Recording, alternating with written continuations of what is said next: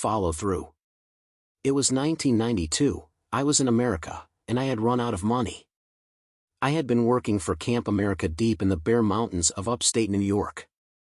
My 6 weeks as camp counselor looking after the kids of the Bronx was over, and I felt extremely privileged and fortunate to have worked there.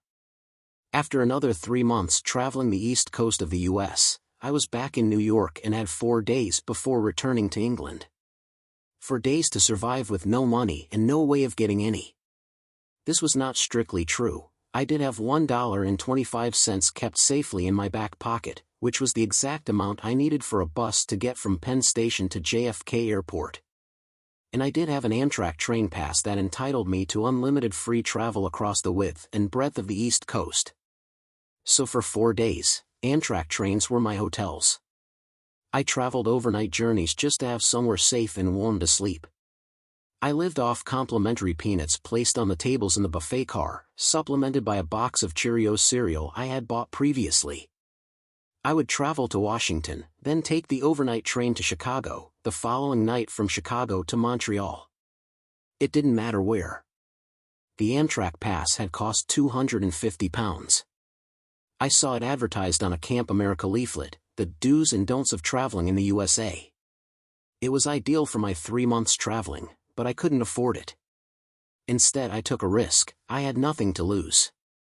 I wrote out a check for £250 against my empty bank balance, and sent it away. It was a long shot, and I had no real expectations of receiving anything back.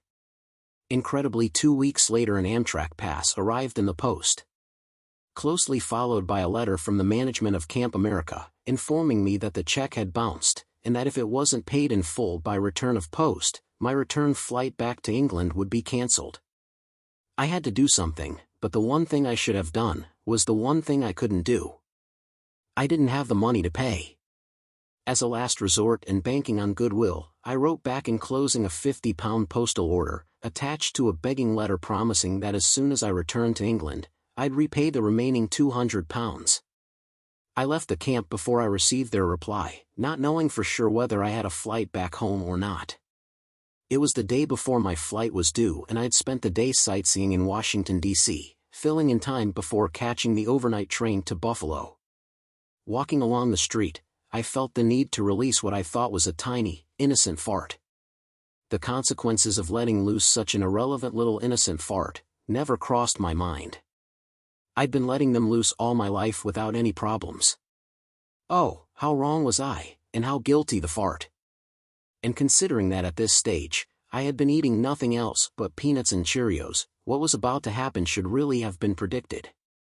To my absolute horror, the little innocent fart was really a bucket full of diarrhea which flooded into my underpants, spoiling my pants beyond all repair. A classic follow-through.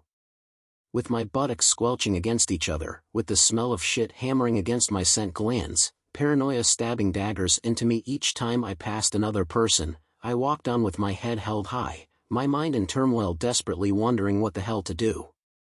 I had to do something, and I had to do it fast. I made a feeble attempt at wrapping my jumper around my waist to hide the smell, though it didn't make a damn bit of difference. It was just at this point I was walking past the J. Edgar Hoover building, otherwise known as the FBI building. A solution sprung to mind. Walking into the foyer, I approached the metal detector entrance gates guarded by 5 huge black security guards, arms folded, watching me suspiciously. I summoned the nerve and asked, "Good morning, gentlemen, would you mind if I could use your toilets, please?" followed by the best smile I could muster, under the circumstances. Now, I don't know whether they could smell what kind of trouble I was in, or whether it was my British charm, but either way they let me in. Once in the privacy of the toilet, I stripped, removed the spoiled underpants and stuffed them behind the toilet cistern, cleaned myself up, regained my composure and left the building. "Thank you, gentlemen, I really needed that," I said as I walked past. "You're welcome, have a nice day now," they replied in unison. My relief was indescribable as I made my getaway. The next day I was back in New York, and with my $1.25 I made it to JFK Airport.